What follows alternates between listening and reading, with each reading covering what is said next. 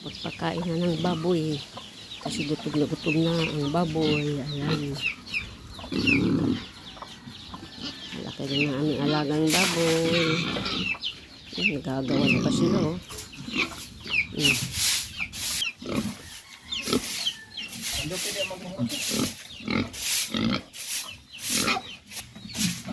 Nagagawan sila, guys, oh. Kasi dami na pagkain yung nilalagay, oh.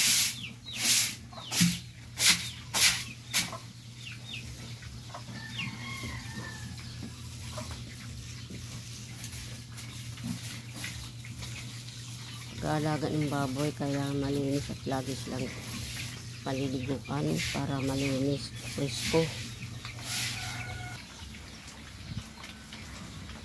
Ito yung babae, yun ang lalaki, guys.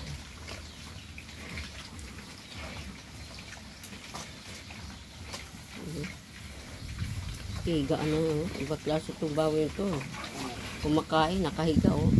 Halata talaga mga tamad yung mga baboy, oh. Kaya mo, guys, oh. Umihiga siya, kumakain.